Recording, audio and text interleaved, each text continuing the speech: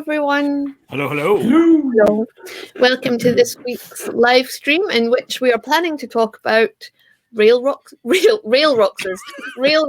sandboxes. It's a good thing this isn't live, right? The rail rock sounds like the perfect combination of the two styles, you know. Yeah, maybe. Hello to everyone watching us live, and hi to anyone watching us on YouTube afterwards. You'll see that I'm joined by 3 fellow Rooks this week.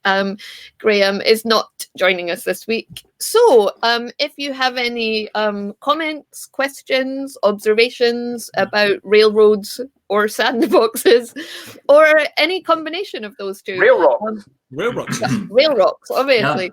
Please pop them in the chat. So let's get started.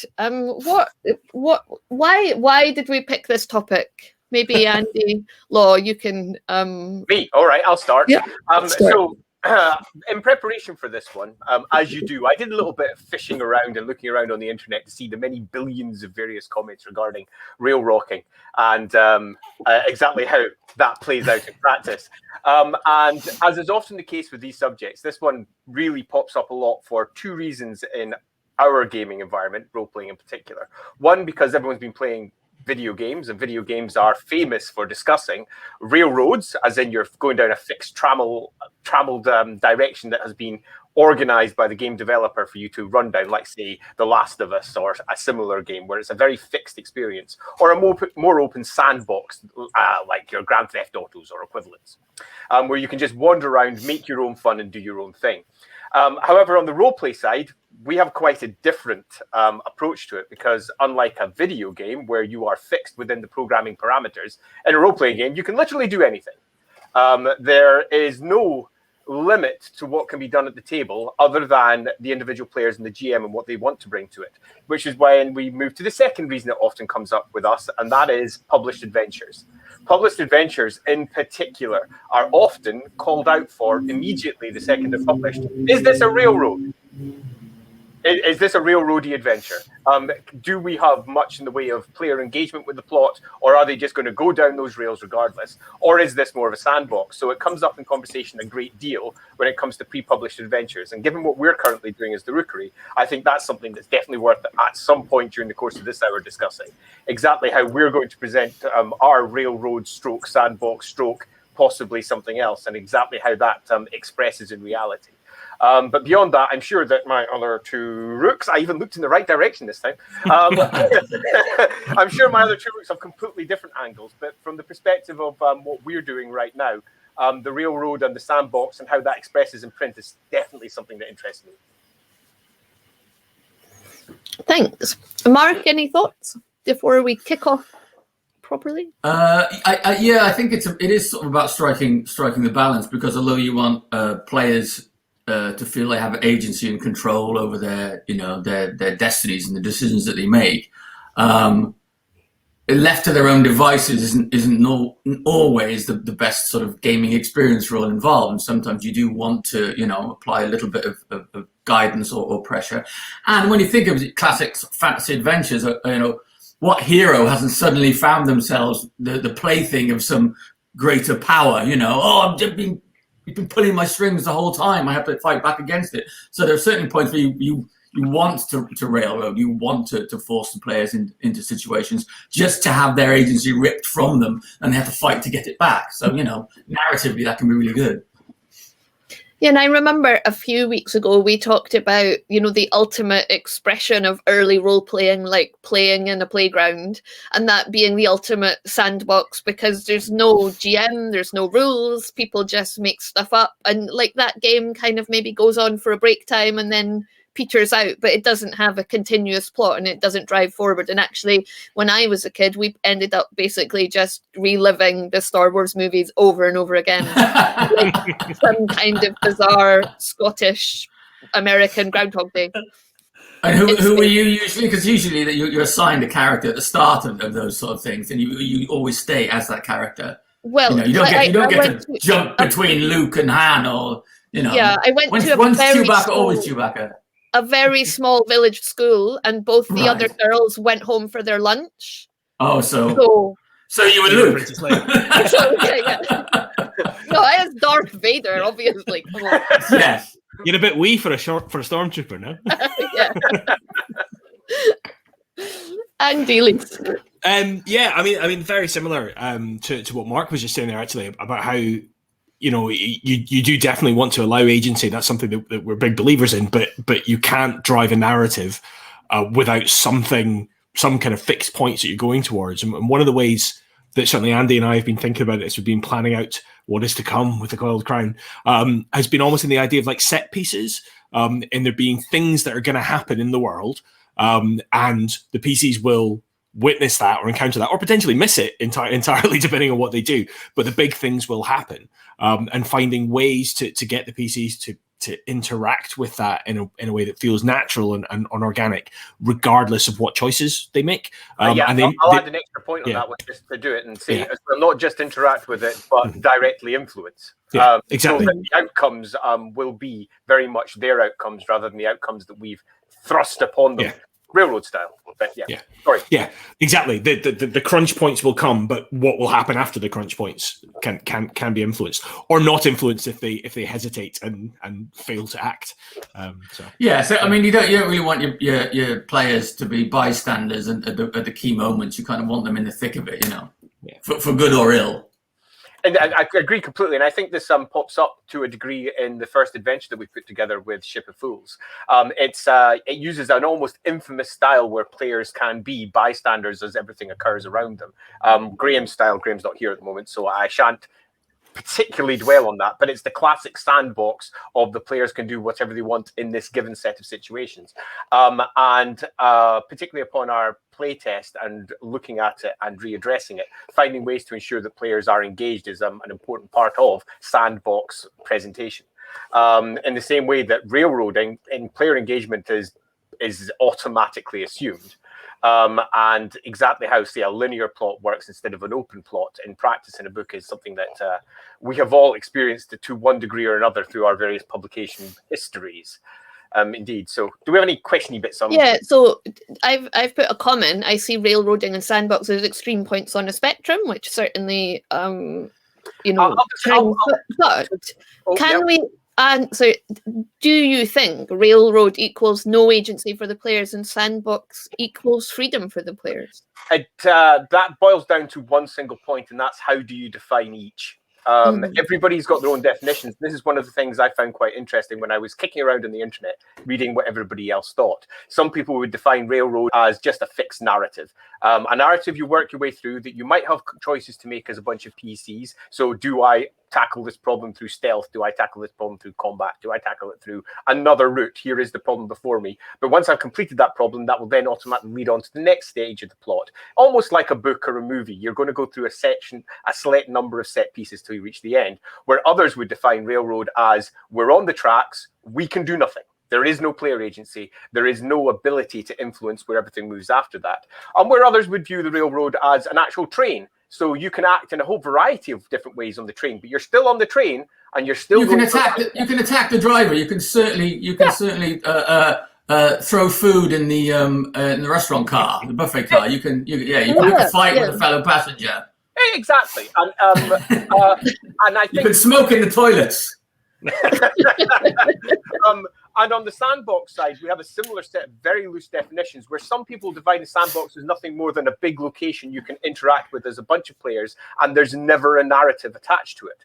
And there's some role-playing games that focus on that specifically, where they offer you a bunch of randomized tables or just a big area you can explore to your whim, where others will view a sandbox as something that's perhaps more Grand Theft Auto-esque, in that it is a big world, but it's very much confined. It's a big sandbox with rules, and if you interact with certain parts of it, it will release story, which automatically leads to other parts of the sandbox, which releases story. Somewhat similar if we look at some of our past work, say the Ubersreich book. The Ubersreich book presented an Ubersreich sandbox in Warhammer Fantasy Roleplay, but each one of the various adventure hooks that were offered there often led to other adventure hooks. So whilst it was a sandbox and you could do whatever you wanted with it, and the GM had a host of tools to just quickly make up a scenario of an evening, if you used the material that was there, it automatically created extra adventure as you went along regardless.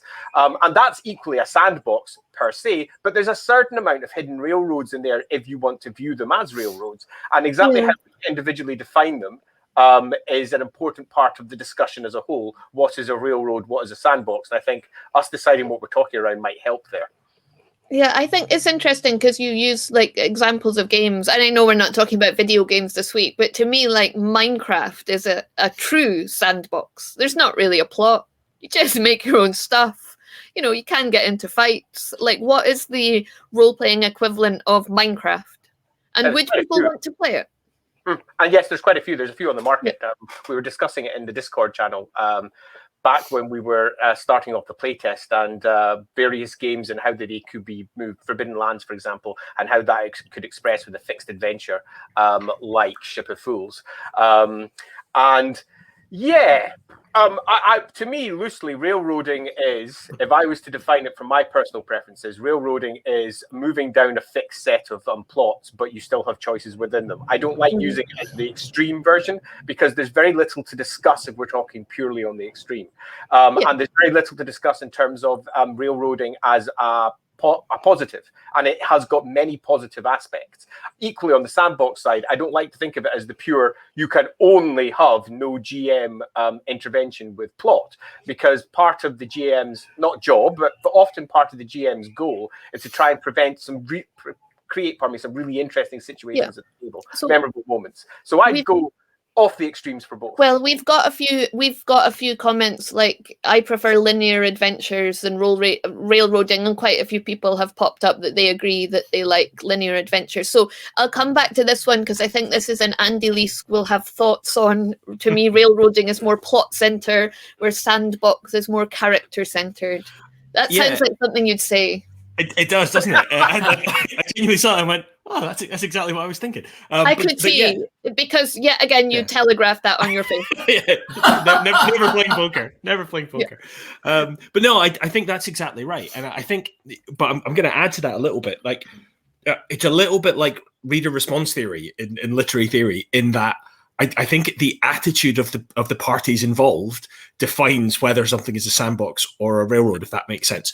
In that, like generally speaking, like for me as a player, and this very rarely happens because Andy's a very, very good GM, but the only times I would ever feel like I was being railroaded is at a point where, as players, we're actively trying to do something and barriers are being put in our path to drive us to do something that we don't actually want to do because we want to go over there, but things keep happening to nudge us over there, and we're like, yeah, but we just want to go over there.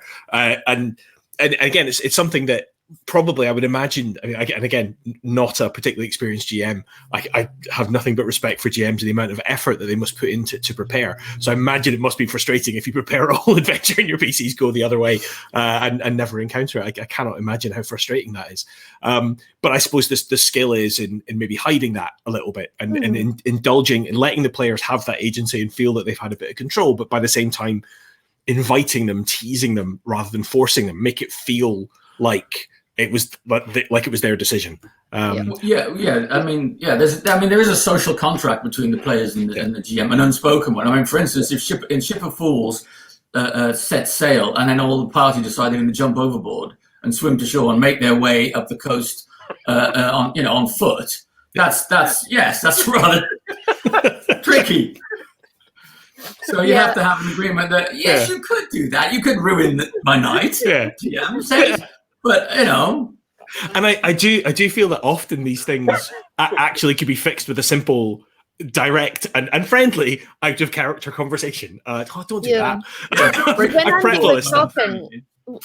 When Andy Leask was talking, Mark, I was thinking those exact same words, like the social contract, and role playing starts to break down when either party starts to break that social contract. Like you kind of have to trust that your GM just isn't going to go out of their way to do things to get, to win, and you kind of have, as players, you have to respect the fact that that person has put time into create a plot and a story that they hope is quite engaging.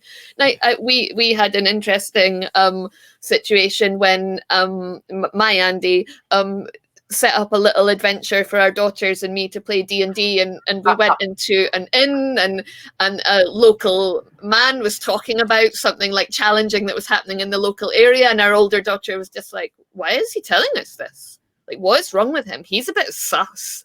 Like, I just, like, why would we do anything he says? And it was like a hilarious moment where the person just had no idea about the slight like awkwardness of starting a D&D adventure with a group of people.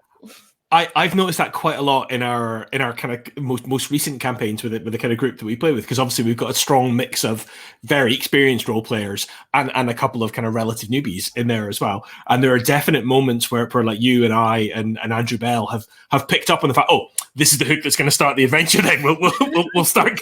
You know, we have engaged in the social contract, and the others who maybe haven't picked it up are suspicious. Or I don't trust them. I'm like following what is obviously not the plot hook of the very innocent NPC who's just doing their job. Well, we're like, there's a bad guy with a neon sign above his head going, bad guy over here. Can we go this way?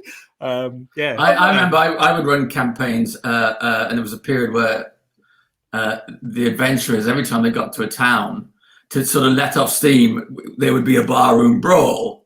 To the extent I had a sort of tavern map ready to go for the inevitable fight that was going to kick off, and I had to get into the habit of not introducing significant NPCs until they'd let off steam, because they'd just punch them to death before they got to launch the new storyline. So let the dust settle, and then somebody walks into the tavern, and then you can start the story. I got a point on this one specifically. Railroading is when players become aware of many of the tricks the GM can use at times to guide a narrative. I broadly, not specifically, but broadly disagree, because many adventures are linear and are definite railroads, in that you start here and there is no way through that adventure other than to follow the tracks that are laid out by the adventure. And some of those adventures are very, very good at hiding their tracks. So for me, railroading, that is an example of railroading. There is no real player agency, while simultaneously the game very cleverly puts forward a plot that makes it look like there is and provides the GM with tools to allow you to do that. For me, that's still railroading, but in your example, it would be different. And that's fine, because we can all have slightly different views on how these things express. For me, that would be an unfortunate situation, because I never really liked the idea of tricks. Trying to trick players into one thing or another. I much prefer players having the freedoms to do what they want to do within the parameters of the world, within the parameters of, as we discussed, the social contract. We're all, for example, adventurers trying to get stuck in with this particular thing, or whatever you decided before the game you're actually playing. If you're playing Cthulhu, you're a bunch of investigators investigating Cthulhu. You're not going to wander off and go and have a cup of tea with your aunt just because your character would on a particular afternoon. But I want to be drinking tea with my aunt, thanks. That's just not exciting or interesting for the game that we're playing. Please, can we not discuss tea breaks with ants? But it's very easy to create characters like that, and some people do it specifically to not necessarily cause problems, but because they think it's cool. So for example, my character won't get involved with this situation because my character's surly. Suddenly the adventure grinds to a halt. And using tricks to get around that, I tend to find is unfortunate, but I don't see it as necessarily railroading. I just see that as an unfortunate outcome of a situation. You're far better building, on the more sandboxy side, a bunch of NPCs, a character world that engages the players, and when they get stuck in, the plot's not so much a railroad as it's just an ongoing development of all the choices the characters are making. I suppose the most famous example of that is James Wallace sinking your forking barge. That's a classic example of, you're meant to be playing Warhammer, you're meant to be investigating this empire-ending crisis, or we could just be river traders and make a killing in the wool trade. And I suppose the best way to resolve that is just to talk to your players about, do we want to play River Trades, the RPG, or do we want to save the Empire? Right. It's a very famous example for those that don't know it, actually. And the second part of the enemy, then depending upon which books you use as the first, you get a boat and you get to float around in that boat and trade for ages as you engage with the plot.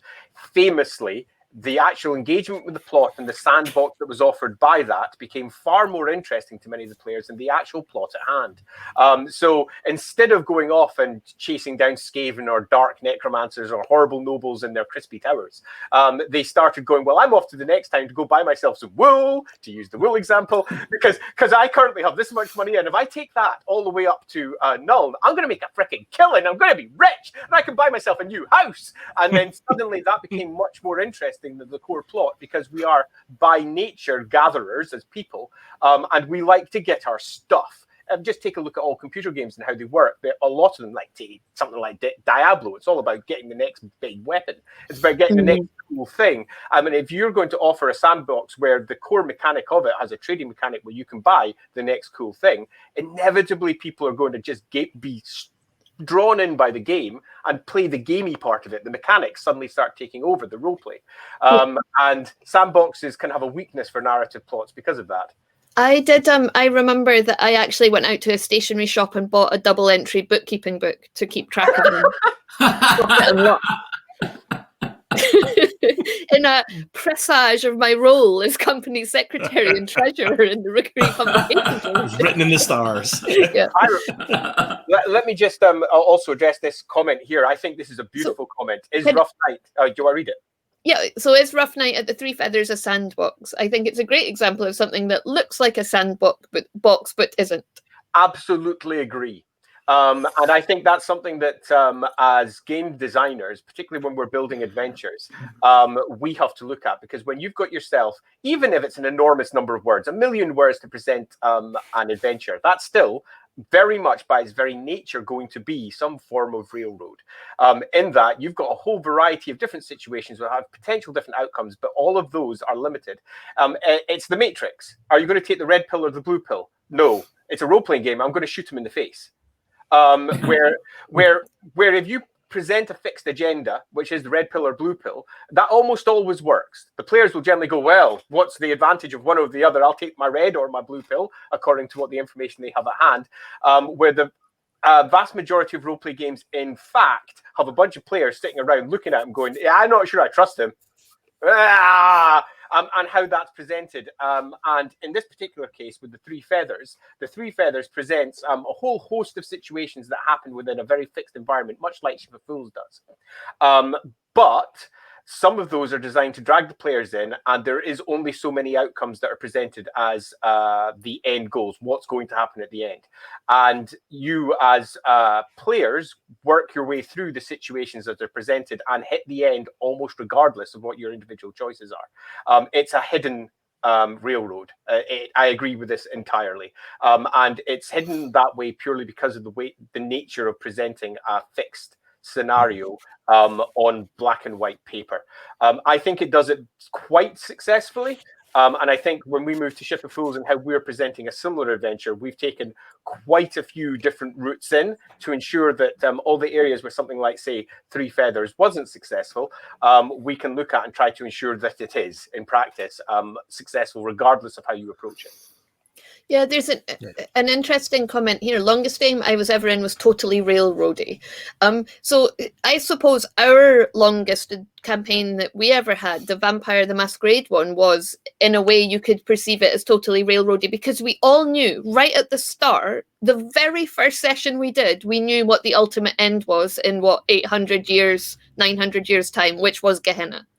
Like, we just knew that was coming right from the outset. And actually, the Transylvania Chronicles, which is what we were playing, like, telegraphs that. That's what it's all about. And that didn't, I don't think, Andy Lees, you can tell me, I don't think that spoiled our enjoyment of the game. In fact, in some ways, it was fun. Yeah, exactly. Well, I mean, it gave you that loop, but again, it was that right combination of the two, in that there was the big end point that you were definitely going towards. But how, I mean, you say that it was telegraphed, but there was no earthly way that we knew things were going to end the way they ended. No. Right? Like with what happened to our world. We are among you. Well, exactly. Yeah, that, the shattering the masquerade as we did, as one of our more exuberant players on live television announced the existence of vampires, or my character ending up being a god, and various, kind of more crazy and esoteric things that happened. Those weren't telegraphed. And those were, I mean, to use that last example particularly, were a direct result of both choices I made as a player and accidents that happened as a result of me rolling very badly with dice. All those hazards of circumstance led to an outcome that, Gehenna happened, which we knew was going to happen, but we had no idea exactly how it was going to play out. And I think that, again, to use the comment that we were just discussing there about Rough Nights, like from a player perspective, it's not so much that it doesn't like look like a railroad, is that it doesn't feel like a railroad, in that you feel like you've got choices, because you have got choices that you can make. And yes, there are very fixed things that are definitely going to happen, but you can choose to engage with that or not engage with that, or engage with that instead of that. And it's a bit like there's recently been a promenade performance of Hamlet in London, as they're sort of trying to kind of cope with COVID rules. And what happens is that the whole play kind of unfolds, but not on stage. It unfolds in different points, and multiple scenes might happen at the same time. So you as the audience have to choose, are you going to go and listen to Ophelia, or are you going to go and listen to Hamlet do that soliloquy? So every experience of that play is different. And you, even as an audience member, even though you're just watching, you're not saying anything, you are contributing to the meaning of the story that you're experiencing. And it'll never be the same. But it is the same script. It is Hamlet. The words are the same as they've been for 400 years. But how you experience that is different. I don't know if that makes sense. But yeah. So because we had a goal to work on, we did. But also at the same time, there was a linear path, but it took us 10 years real time to get there. And in the meantime, we had the whole world as a sandbox to play in, occasionally brought back by, another adventure that evening. I think in some respects that's one of the strengths of building, not just, much as we're doing, not just a set of adventures, but a setting.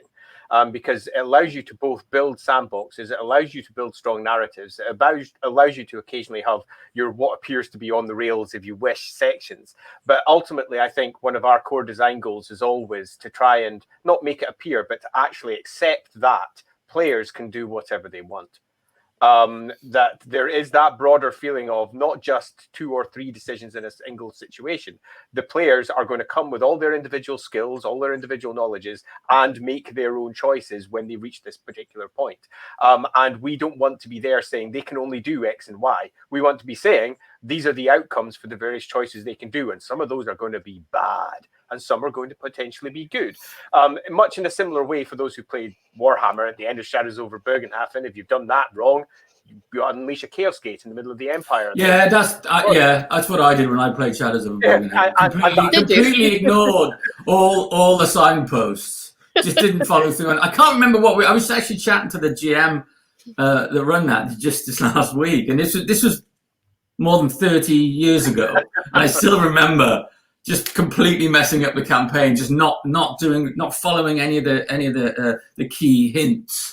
Just, I don't know, wandering around the city, sort of, again, sandboxing in some way. And then before you know it, the Chaos Gate has opened in the middle of Morsley is licking your face.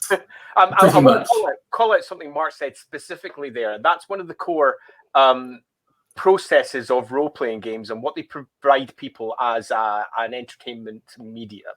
And that's that we create real memories that we look back upon, and creating those memorable moments are quite unlike anything that you can get from any other medium. Now, you might remember a great movie you watched, but it's somebody else's choices. It's somebody else's story. You might remember a great book. You might remember a great whatever particular storyline you're involving with. But when it's yourself, you are literally creating awesome moments. And often the most memorable moments are not just the scripted ones that may have come from a book. They're the ones that happened at your table because of X, Y, or Z. Your player's an idiot and does something stupid, or your player does something really funny, or just botches a particular role and spurts wine all over the king's face, or whatever might be happening on that particular day. And they're the bits that you will recall 30 years later. Oh, do you remember that time when we accidentally opened a Chaos Gate and a god walked through the middle of the Empire? Oops. That wasn't the plan, but it happened.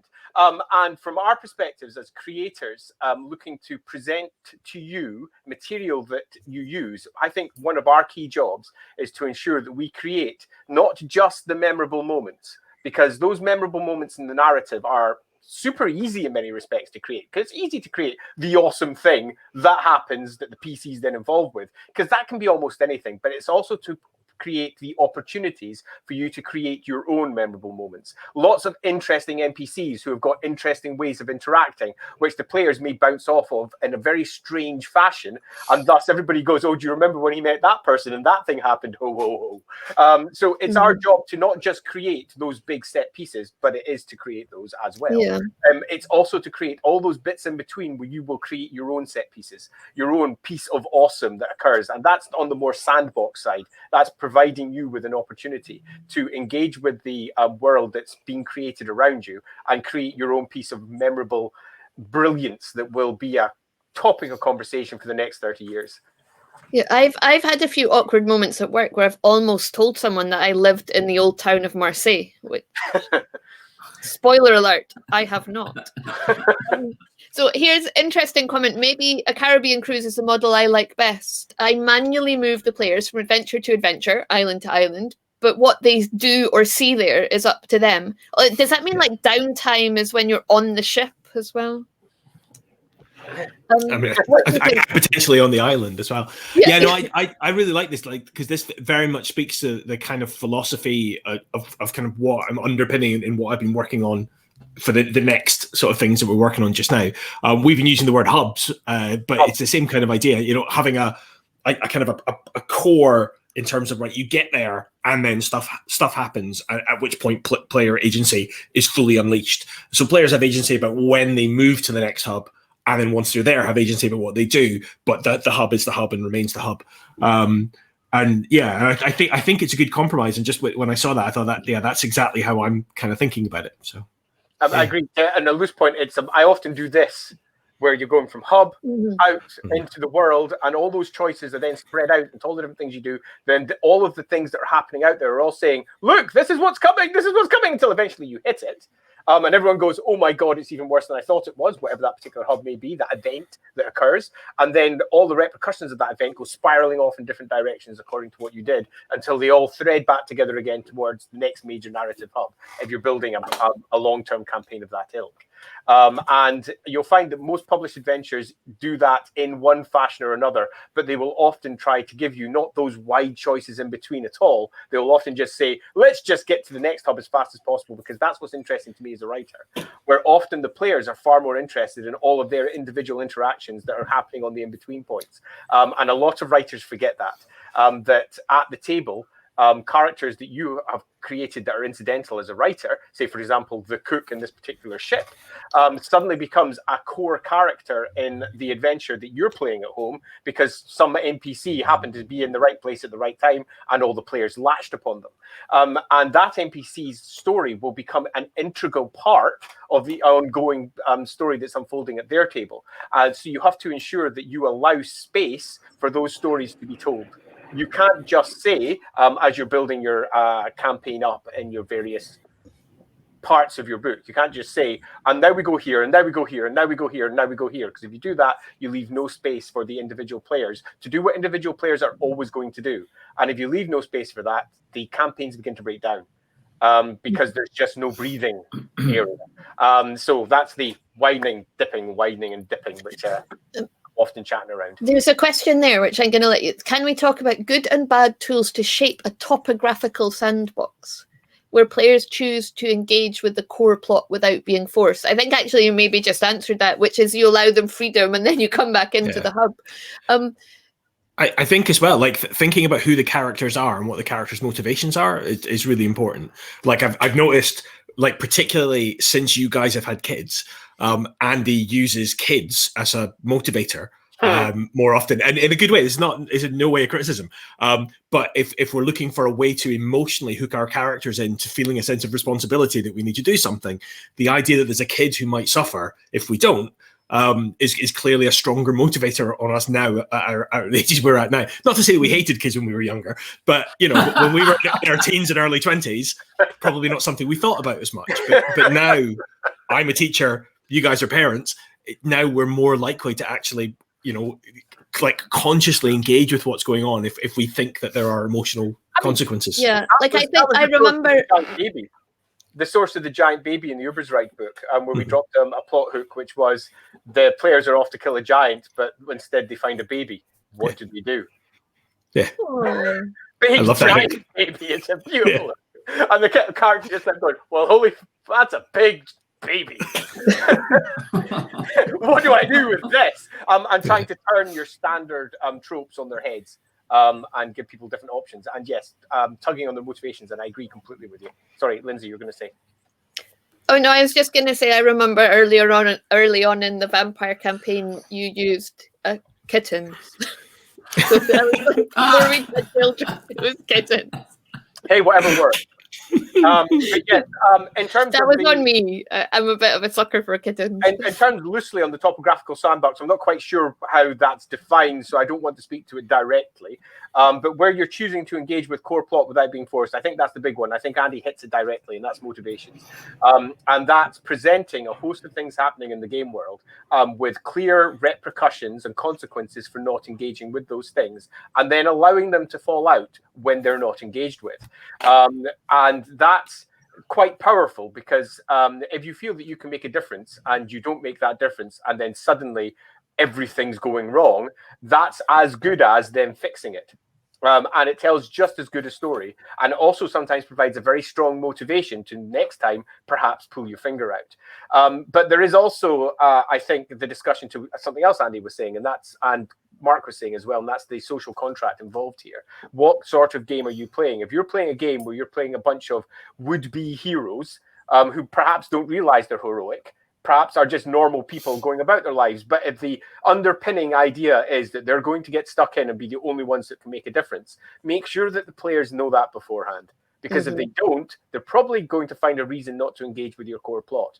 But if you beforehand say, right, we're going to tell loosely this sort of story, then there's no real reason for people not to engage with exactly that sort of story. Now, how they individually interact with that is going to be down to individual characters.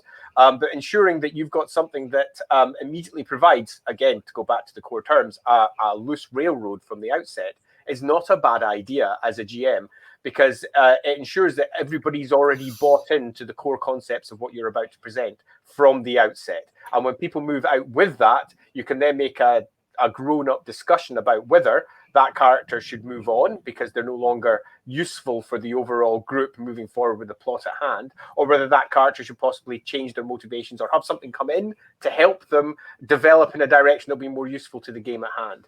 And again, it depends on whether you want it to be that railroady, though. Here's an interesting one. So would you play an adventure for a second or third time? You now know the plot, you now know the outcome. Is this in a railroad for you as a player? But the reason I thought this was interesting was because there was some chat on the Discord this week about save points in RPGs. Yeah. Not a commonly used term and not a commonly used tool, but I think it was Martin had tried them out and said his player hated them. But actually I got thinking about it and I was like, if we had a save point like that during, I don't know, Castle Wittgenstein, then like for me that was totally alien an idea, but like I was like, but I would know what was round the corner. And then I thought, but actually, like in a video game you would. And I was like, but actually the opportunities are really interesting in role playing, because while a computer game, a video game, is constrained by the programming, in a role play game you're not. So if you go back to a save point, the GM can actually choose to like mix it up a bit and be like, well, you think you know how that's going to play out, but it won't. And Mark, I just wondered if you had any thoughts on that, with more of a background in video games than the rest of us. How do you feel about save points in role-playing games? I don't know. It's but I think there's always a telegraph element to it, because certainly in a video game, if you get to either a save point or you get to a room full of ammo and health and weapons, you kind of in front of the big doors, you know something's coming up. So even if there's not a save point, you can auto save because you're all right. You get ready for the big fight, which is become such a function of those sort of games. It's sort of something you almost look forward to. All the anticipation starts to build. So. How would I feel about those in a role playing? I think it reminds you you're in a game, which you'd probably try and, in role playing, you probably want to minimize the instances of that. But yeah, the idea that the GM can then go back and confound you. Maybe that's a reasonable trade-off. Yeah, initially I thought was totally but I want to be immersed, and you do spend a lot of time having that line, I wouldn't read the adventure beforehand because that would be cheating, whereas you would know. I think Andy Law, did you want to come in? Yeah, I think computer games have also struggled against this, and some particular publishing houses have attempted to incorporate it directly into their design. Take Ubisoft, for example, with Prince of Persia: Sands of Time, where they built into the mechanic. That when you die, it cuts back to the prince going, well, it didn't actually happen like that. What actually happened was, and you cut back into the last point where you had your save point, and you carry on. They then developed that further, and they brought out Assassin's Creed. And in Assassin's Creed, you are living somebody else's life. You're quite literally role-playing. And you're role-playing someone from the past that was one of your ancestors. And whenever you do something that ancestor didn't do, it highlights it in the game with a quick, oh, you're desyncing, things are going weird. And if you die, you're not actually dead because it was somebody back in the past who just took a bunch of different choices. So you can then go straight back into that situation and try to tackle it in a different way, and quite a sandboxy way as well with Assassin's Creed. Now, if we then flip that over and bring that into role-playing games, classically avoid this because they are often caught up in the role of consequence that was originally brought in by wargaming and D&D right at the very beginning, that if you screw up your dice roll, you're dead. And that is often part of the core process of the game pushing forward. And we've never really lifted out of that in many games. Some games do it, they'll play in a mechanic or whatever. And some games allow you the opportunity to drop in a mechanic like that. For example, if you wanted to add in a lives mechanic to a game, like any fantasy game, in fact, you could just add, as was discussed in Discord, time magic, where somebody goes through the process of what could have happened. And if it doesn't go particularly well, you can say, well, that spell showed us that went wrong. Let's do it a different way. It's a bit rubbish. And we would always have divine intervention in RuneQuest. We'd always make sure somebody had that ready to go. And some games naturally lean towards that. Similar to RuneQuest, you say a game like Stormbringer or Elric or whichever particular multiversal game you want to go for down the Moorcock one, where they often had literal stats, depending on the edition you're playing with, for your connection to one of the gods. You could just go, oh, I'm just going to call on this god to get me out of this I'm obviously dead situation, roll some dice. But that was still down to a single dice roll, do you die or not? And it wasn't really a life mechanic, more of a fate point mechanic like you would get in Warhammer. Warhammer literally has lives. Warhammer Fantasy Roleplay has fate points. Fate points mean that if you die, you can say, actually, narratively, that didn't happen. And I find it very interesting online because you often get a quite heavy resistance against the concept of lives and the concept of bringing in that sort of idea of rejigging a particular scenario with lives, because it's just not how it's done, while simultaneously so many games offer it as a core mechanic. Now, Warhammer doesn't do it very heavily. It's just you happen not to die, something else happens. But some games have quite literal mechanics designed around allowing you as a player to rewrite the world according to what would be a better outcome. Again, it's not going through the same situations again, but they're there. I think if you wanted to do that, though, as a bunch of players, your best bet is, or a gamer and GM and players, is to decide that's the game you're playing beforehand, and everybody will then be playing that game, and that would work really well. But if you incorporate it as an ongoing mechanic, it will always feel like it's something that's forced into a situation rather than being the situation. We've got a little bit off railroads and sandboxes, but I just thought it was interesting, given two people at least here are replaying Mass Effect, and we don't mind replaying video games, but as I say, we kind of have this, you couldn't replay a scenario you played because a lot of it is like working stuff out. Although in saying that, we've played Shadows over Bogenhafen a couple of times, but we're probably left enough time that we'd kind of forgotten what happened in it. No, Andy hadn't. Everything. Yeah, so this is, I'm going to ask you this. So I think The Enemy Within is a little bit weak on the aspect of hooking the player characters. We're still in Bogenhafen. As I didn't know the whole story arc when we started to play. We couldn't tailor the character background to the plot. There is the doppelganger hook, but the rest of the characters have no real skin in the game. Andy Leask, you've played both the doppelganger in one and not the doppelganger in the other 2 times we've played that through. So do you agree? Did you feel you had more skin in the game as the doppelganger? I mean, yes, but part of that was like exactly that thing we were talking about before in terms of using a character's background to hook in. So my character was also a dispossessed but actually quite important noble. So the fact that there was a doppelganger of him added an extra political layer. It was also wrapped in with the whole Ubersreich kind of subplot that was going on there that I believe is gonna pay off perhaps later on in the Enemy Within campaign. So it did definitely feel different, but for other and more complicated reasons. But I think like it is interesting because my gut instinct is, oh no, I wouldn't want to replay a story. And I'm like, but I have replayed that one multiple times and have enjoyed it just as much every single time. One of the most I was just going to say one of the most enjoyable replayings I've done is when Andy took one of my characters and said, right, pick a seminal point in her life and change it. So, and we picked a point, and then it like re-branched off, and it was so fascinating to like replay it and go down a totally different line, and it was very enjoyable. Yeah, totally. I have a fairly strong opinion on replay, and that's that the design of role-playing games strongly push against it, because there's this feeling of I've won at the scenario, I've done well with the scenario, and it's not so much the narrative that it presents and the different things that can occur within the scenario that stand out.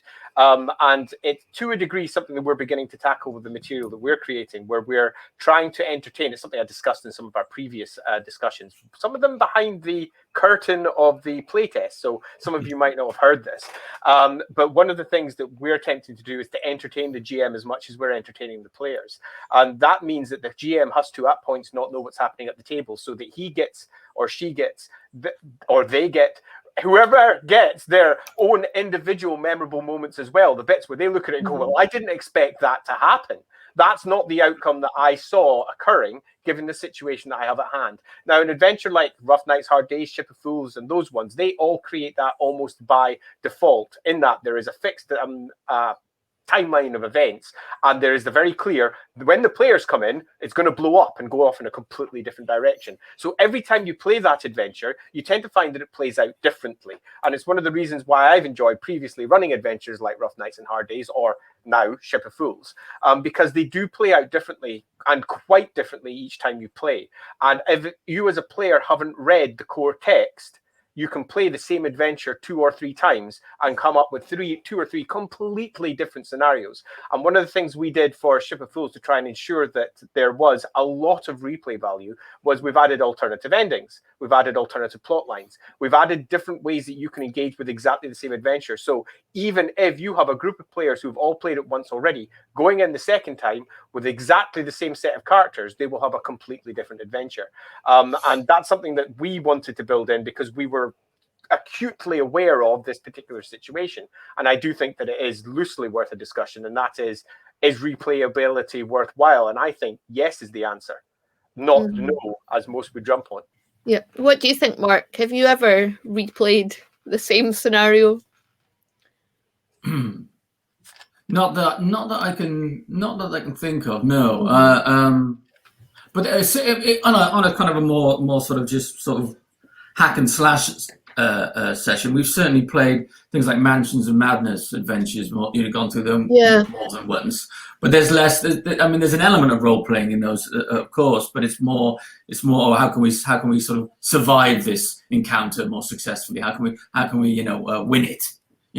Which is not necessarily role play, but you certainly expect it to assume the personas, characters, and act in certain ways as you go through it. So yeah, look, to some extent, but not something that involved a major kind of commitment for me in a role playing aspect. Yeah, I've played a board game, and I can't remember what it's called, but it's like a legacy board game, but it's specifically around time travel. So you literally go and you unlock things and you see things, and then you go and do it again, and you do a bit more, and you do a bit more. It is quite an interesting experience. But here, so Yeah, so as the sort of the time traveling, the jumping back and forth, trying to fix things, even like a Groundhog Day type scenario. Yeah, you're absolutely playing the adventure time and time again, trying to fix things. That can be really engaging and really fun as a sort of one-off. Yeah, I think as well that in terms of building something like that into a campaign, it's not a bad idea. Where you have something that has broken down and you as a set of players go in and it's stupid hard, but if you fail, you get to go in again. And, do you really want to? Because holy crap, that was awful. There's definitely something around a scenario like that as well, which runs really neatly, particularly in a higher fantasy style game, or indeed a higher tech game, depending entirely on how you're looking at it. And it's become, much like Die Hard, it's become like a trope that a lot of TV shows have that episode where that happens. So a lot of your players, even if they're not maybe video game savvy, will recognize the conceit. Like I think it's Edge of Tomorrow. Exactly.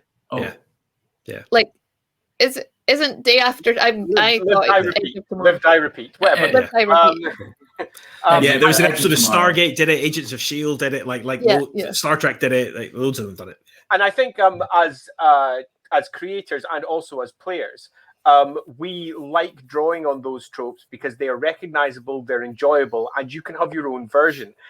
Having somebody else's version is great. If we watched the Stargate episode where not MacGyver is going through the same day again and again and again and doing it in very amusing different ways, that's great and can be a lot of fun and entertainment to watch, but it's never quite the same style as entertainment as you yourself going through something like that. And that's the same for any genre that you may drop in on, whether it's the Western or whether it's an investigative noir-y type adventure, or whether it's a high fantasy boshing adventure.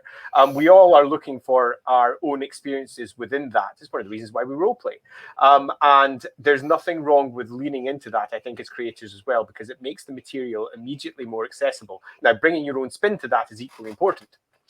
So we're not just presenting something that you've seen before. What we're doing is saying, that thing you've seen before, would you like to try that out? And oh my goodness, you didn't expect that, did you? And that's what keeps things exciting and interesting, particularly from our perspective, creating it as well. So the comment says in German, things like fate points or bennies are called gummy punkt, which I assume is like sticky point rather than some kind of rebel gummy bear. I have this urge to add rebel gummy bears into something we're writing. Like a gummy bear with a safety pin through it. Yeah. That's too freaking awesome. I'm writing that down right now. Rubber points. Rubber points. Rubber points. That makes more sense. It does make sense. What was the point regarding those? Sorry, I missed it. In German, they've got a word, rubber points, gummy puncta, for things like fate points. And I also encountered them in Fate too. But I imagine I probably first encountered them in terms of the games that I know in probably Warhammer Fantasy Roleplay First Edition. Totally. With Fate Points, which were I remember when I first read Fate Points, the concept of it was quite out there. The idea that your players were super important somehow. They were special. They had been chosen by the gods, as it was originally popped out, and they were not going to die today. They were going to do that thing towards the fate of the world. The very fate of the world hinged upon their actions. Even though you were just a scummy little beggar from the streets, you were important for some reason or another. And that struck me in my early, very young brain, teenage brain actually, not as young as I thought. But yeah, my teenage brain was struck by this, the concept that your characters were special. This is something that has run through a whole host of different games, whether it's being picked out as exalted in the exalted game, or whether it's you're the one that the vampires have decided to sire into a realm of darkness as a vampire, selecting you have these strange aberrant powers that have come upon you at age 14. Whatever particular game that you're going for, it tends to be a classic trope of role-playing games these days, that you are somehow special. Oh, fantasy stories, it's the farmhand that suddenly finds a destined for greatness, and the baker's boy. Apparently, yes. There's a Gummy Bears RPG, which I hope isn't a sandbox, because like the sand would all get stuck to you. Interesting aside, They'd be Grizzly Bears then, yeah. Interesting side, like I don't know if I would be here as part of a role-playing company if it wasn't for Gummy Bears. Do you remember the Gummy Bears cartoon? Yeah, that, that used to be on. there and everywhere. Yeah. So I played a little bit of 40k and Hero Quest and stuff like that. But the thing that got me properly started in Warhammer was the intro credits to Gummy Bears and the drawbridge going down and all the horses and stuff. And it made me and my mate want to play Warhammer Fantasy Battle. And so we bought a bunch of knights and stuff. Yeah. And then here we are. And that's become full circle. Yeah. So you destined for greatness, right? Right from the beginning. That gummy point saved me. Yeah. And I think that to run it right back to the core points of our discussion, railroading. That is a classic piece of railroading from day one. But dropping you in a sandbox to do what you want with that individual piece of information, which is you are special. What do you do with your specialness? It's asking a question. And do we at the table allow the player to investigate that for themselves, unfold, and then let the player just die ignominiously in a pit? Or do we, as the GM looking at it, look at the choices they're making and then try to steer them towards that moment of greatness where they get to do something before they die? I think ultimately that's loosely what it falls back on when we're looking at these things. As GMs, you're often desperate to try and create awesome stories. You can't help it. You want to create something that all the players will enjoy and love and talk about for generations. But a pure sandbox often turns into tea sipping with your aunt. And trying to ensure that tea sipping is as equally epic and leads towards not dying ignominiously in a pit, but facing off against Cthulhu or facing off against whatever else happens to be the important point in your campaign is important. Now, some games just leave it entirely open to your character and random tables to create its own adventure. And that is one style of role-playing. But equally, if you're looking for a printed campaign, adventures beyond compare. We are the Gummy Bears. I love that series. I can't sing the whole theme tune. I won't do it. But I think that strikes to the core of what we're attempting to create as well at the Rookery. And that is, are we looking at creating a fixed railroad of events that the players can engage with? Are we looking at building a sandbox? Are we looking at doing something in between? And I think it would be fair to say we're looking at doing them all and providing you with the tools to take all the bits that work best for you and build adventures that will hopefully last with you for the next 30 years. So that one of you possibly will be sitting on some equivalent of a stream in a 3D head projection, discussing how you unleashed a god in the middle of your city and brought it down to your best mate 30 years ago. Because of the product possibly we put together. But doing that means that we're going to be constantly struggling with this as a core argument, and that is, how much do we want to give you agency? And the answer is always, because we don't want to back ourselves into, to go to another topic of frequent conversation we have, Mass Effect, where Mass Effect pretends it gives you lots of choices, then starts just giving up and giving you choices, just say, screw it, this happens because we want the next thing to happen. And then come the end, you're just left going, well, that happened, and it had literally nothing to do with me. I didn't make that happen. All attempts to make it feel like I did was removed. And our job when we're building is to not do that. Mm-hmm. And of course, we got an added challenge with that, with the system agnostic thing, because at least if you're playing within like one clearly defined sort of like world, like Warhammer, for instance, like broadly speaking, you know what your PCs can and can't do with magic and the technology that's available to them. If you're playing in D&D, you know you're working with an entirely different set of parameters.